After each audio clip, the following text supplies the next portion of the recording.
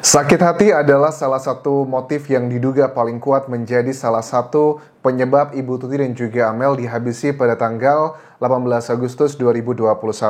Ada banyak saksi yang diduga menjadi bagian dari kasus ini. Yang paling santer masih terus terjadi perdebatan sampai sekarang dari awal adalah nama Ibu Mimin dan juga Pak Yosep.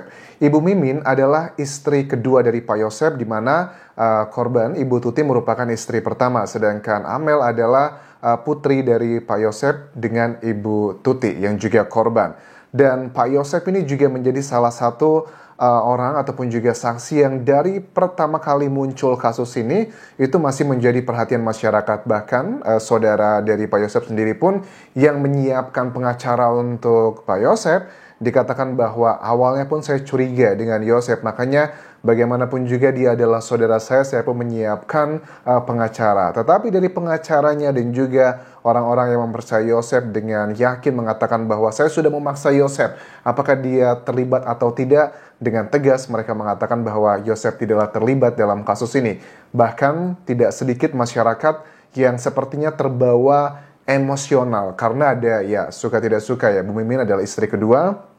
Untuk urusan drama seperti ini itu kan sudah memiliki citra buruk di masyarakat, padahal ya tidak bisa seperti itu. Tidak berarti istri kedua itu jahat atau tidak berarti istri kedua itu baik, itu tergantung dari individunya. Tetapi kita akan bahas bukan masalah drama tersebut karena memang tidak bisa dipungkiri itu adalah bagian yang tidak bisa dipisahkan.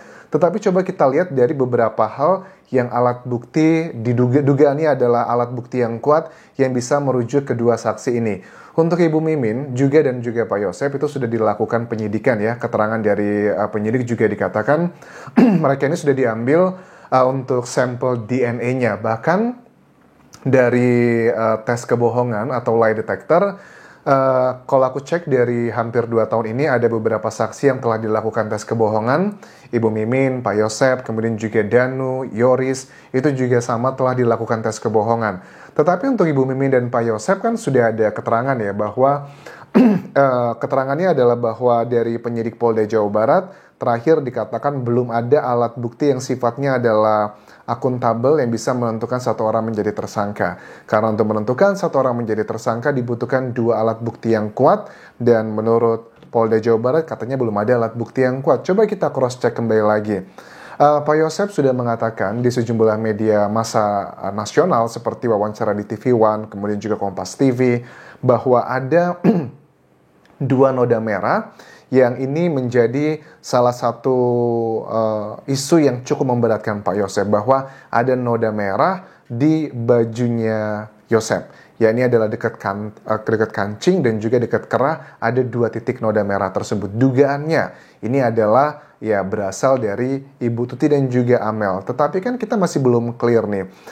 Apakah noda merah tersebut langsung dari sumbernya, ataukah ini sudah dicuci dulu bajunya kemudian masih tersisa? Ini adalah beberapa hal yang hanya diketahui oleh penyidik, dan ini pun menurut aku bisa menjadi petunjuk yang sangat jelas. Tetapi buat kalian tahu juga, ada kan awal-awal itu muncul bahwa bajunya Yosep tuh banyak terciprat darah dan sebagainya. Ini juga masuk akal karena lokasi TKP adalah tempat tinggalnya Yosep juga. Kan di hari kejadian itu tanggal 17 Agustus, 17 menuju ke 18, Yosep diketahui bahwa dia pulang dari rumah TKP itu sekitar jam 9 malam. Dan beberapa jam kemudian dugaannya adalah terjadi pembunuhan tersebut, Ibu Tuti dan juga Amel. Banyak baju-baju Yosep yang juga terciprat terkena noda-noda merah dari dugaannya Ibu Tuti dan juga Amel. Jadi yang aku tangkap di sini yang dijadikan alat bukti itu adalah bajunya Yosep yang dipakai di hari kejadian, bukan baju yang memang disimpan di lokasi TKP. Itu adalah bagian yang pertama. Terus juga mengenai bagian yang kedua, mengenai Ibu Mimin. Ibu Mimin ini sebenarnya tidak ditemukan sampai sekarang adalah secara langsung, misalnya ada jejak-jejaknya Bu Mimin ya di lokasi kejadian. Itu setahu aku masih belum ada hal yang merujuk ke sana. Tetapi masyarakat pun bukan berarti terpuaskan mentang-mentang tidak ada jejaknya, tetapi banyak masyarakat yang berpikir, ini apa jangan-jangan Bu Mimin adalah bagian yang terlibat juga, dugaannya seperti itu. Karena dengan drama-drama misalnya di awal-awal keterangan wawancara di sejumlah media massa ya, misalnya ada adik dari Bu Tuti yang mengatakan bahwa Bu Mimin dan juga Ibu Tuti itu sempat terjadi perselisihan. Bahkan komentarnya pun saling pedas satu sama lain adalah hal yang wajar karena ada istri pertama dan istri kedua, tipikal sebagian orang yang memiliki istri lebih dari satu. Nah, kan salah satu cara memang untuk mencari tahu siapakah bagian dari pembunuhan ini adalah dengan melihat siapa sih yang memiliki masalah dengan Ibu Tuti. Masyarakat masih sampai sekarang masih banyak yang berpikir bahwa Ibu Mimin adalah bagian yang terlibat. Tetapi tidak bisa dipungkiri memang ini adalah salah satu potensi yang cukup terbuka lebar. Kalau dilihat lagi bahwa ada sejumlah saksi kan yang mengatakan bahwa pada saat di tanggal 17 Agustus 2021, beberapa jam sebelum terjadinya pembunuhan tersebut, kan diketahui ada beberapa orang yang berada di depan rumah TKP yang diduga adalah tamu di malam kejadian tersebut. Itu juga ada sosok perempuan. Bahkan ada keterangan dari salah satu saksi yang meralat BAP-nya, berita acara pemeriksaan. Saksi tersebut mengatakan bahwa ya di tanggal 17 malam menuju ke 18 Agustus, saya melihat loh ada tulisan di BAP. Ada beberapa sumber istimewaku yang mengatakan seperti itu bahwa saksi tersebut mengatakan melihat ada beberapa orang, dugaannya adalah Ibu Mimin dan juga Pak Yosep yang datang di malam kejadian tersebut. Saksi tersebut melihat, katanya mau beli nasi goreng, keluar tiba-tiba lapar dan sebagainya. Ceritanya kalian sudah tahu lah yang mengawal kasus ini. Tetapi tiba-tiba saksi tersebut menganulir keterangannya karena pada saat penyidik selesai melakukan verbatim dari apa yang disampaikan saksi tersebut, tetapi saksi tersebut membantahnya. Pada saat diminta untuk tanda tangan, dia mengakui, maaf saya bohong. Kita nggak tahu. Masa sih masa di kejadian sebesar ini, dan itu pun pemeriksaannya adalah sehari atau 2 hari atau maksimal ya sehari 2 hari lah setelah kejadian, sebegitu besar masif atensi masyarakat saat itu, tetapi saksi tersebut berani berbohong ke penyidik. Kan kesannya saksi tersebut adalah putra daerah, kemudian tidak berpendidikan tinggi, kemudian ekonominya tidak yang signifikan, yang orang kaya raya, beda dengan kasusnya kayak si Mario Dandi, anaknya konglomerat di Indonesia, ya. Kemudian dia mengatakan dengan tegas di pengadilan bahwa saya berbohong, membohongi penyidik. Tetapi kalau dengan karakteristik profiling dari saksi tersebut, yang kalian mungkin sudah tahu ya mengikuti kasus ini siapa yang aku maksud. Kenapa kok orang yang profilnya berbeda jauh dengan Mario Dandi, tetapi dia berani membohongi penyidik? Apakah ini pure hanya karena memang dia bohong aja, ataukah karena memang ini adalah bagian kebenaran, ataukah memang dia ini sebenarnya didirect oleh orang-orang tertentu? Karena sejumlah saksi, ada beberapa orang ya yang mengatakan bahwa ada satu saksi yang tidak ada jejaknya sama sekali di TKP. Setelah aku cross-check ke sini-sini, penyidik tidak mengatakan bahwa tidak ada jejak dari saksi tersebut. Ada beberapa saksi, tapi itu kan ada bahasa kiasan-kiasan teman-teman. Karena ya seperti aku bilang bahwa dalam kasus ini tuh ada beberapa hal yang disampaikan secara eksplisit, tetapi ada banyak hal yang disampaikan tuh tidak secara eksplisit. Artinya kalau mereka tidak pernah mengatakan tidak ada nih jejak dari saksi, misalnya ya Yoris ataupun juga Bu Mimin ataupun juga putra-putranya Bu Mimin, itu kan mereka belum pernah mengatakan hal-hal yang merujuk ke alat bukti, tetapi itu bukan berarti tidak ada jejak yang mengarah ke sana. Mungkin penyidik sudah menemukan jejaknya, tetapi karena alat buktinya tidak kuat, karena dalam dunia hukum harus ada 2 alat bukti, mereka tidak mengatakan seperti itu. Nah, sebenarnya beberapa hal yang menjadi perdebatan masyarakat adalah mengenai Bu Mimin. Nah kan Bu Mimin karena menjadi istri kedua itu kan sering ribut katanya dengan Bu Tuti. Kemudian ada beberapa hal yang berhubungan dengan masalah harta, karena dulu Bu Mimin sempat mengambil alih yayasan, kemudian beberapa tahun terakhir sebelum kejadian tersebut di take over lah sama Bu Tuti dan juga Amel waktu dipimpin oleh Bu Mimin, kita dengar dari keterangan saksi, yayasan tuh katanya kacau balau, keuangannya nggak jelas dan sebagainya. Nah, menurut aku ini adalah bagian yang harusnya diklarifikasi ya dari Bu Mimin juga. Ya serba salah sih, karena kan penyidiknya juga tidak ada follow up sampai yang serius banget. Klarifikasinya adalah dengan cara melihat data-data dari rekening korannya Amel. Karena kita ketahui juga penyidik Polda Jabar juga mengatakan bahwa ada dilakukan penyidikan untuk 2 rekening korannya Amel, dan itu pun juga tidak ada keterangan yang aku yakin sekali. Paling tidak ada dana bantuan operasional sekolah yang nilainya ratusan juta rupiah minimal. Aku tangkap tiap tahun di sini. Itu kan bagaimana keuangannya? Apakah ada dana-dana mencurigakan yang ditransfer atau ditarik keluar kemana, tanggal berapa? Kan nggak bisa rely kepada satu keterangan ataupun juga alat bukti. Pasti kan harus disinkronkan dengan yang lainnya. Nah ini kalau dinilai bahwa Bu Mimin dan juga Bu Tuti itu permasalahannya itu panjang banget, menjadi pemicu utama dari kasus ini.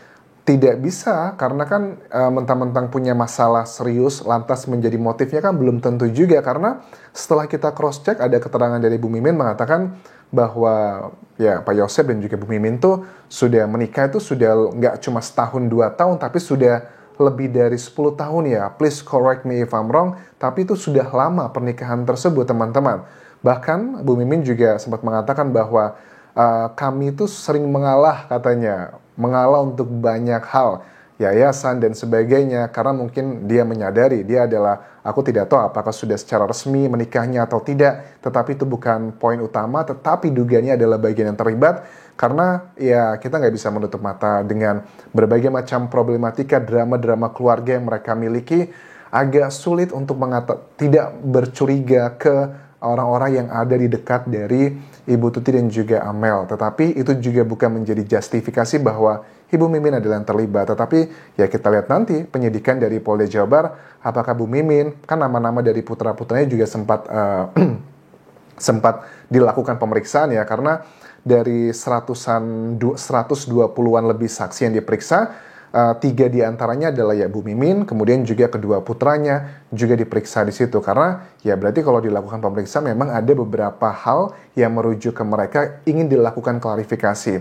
Mengenai adalah Pak Yosep juga tentang kepulangan dari lokasi kejadian, yang boleh dibilang Pak Yosep adalah saksi yang diketahui oleh media massa dan juga penyidik. Keterangan yang terakhir, Yosep adalah yang terakhir bertemu dengan Bu Tuti dan juga Amel, karena kan jam 9-an malam Pak Yosep kembali pulang ke rumah Bu Mimin, dan beberapa jam kemudian itulah ada beberapa orang yang datang ke lokasi kejadian.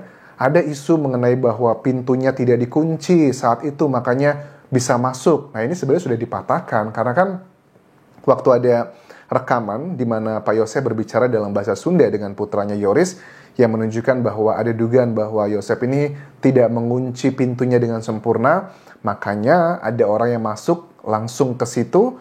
Tetapi kan ada keterangan dari sejumlah saksi juga yang lewatin lokasi TKP bahwa mereka melihat sosok Ibu Tuti dan juga Amel tuh di luar rumah, karena mereka lagi ngobrol dengan beberapa orang yang datang malam hari itu. Artinya apa? Artinya kalau jam 9 malam, ya let's say anggap aja Pak Yosepnya lupa mengunci, itu juga bukan justifikasi, karena mereka juga bisa keluar sendiri untuk ngobrol dengan beberapa orang tersebut.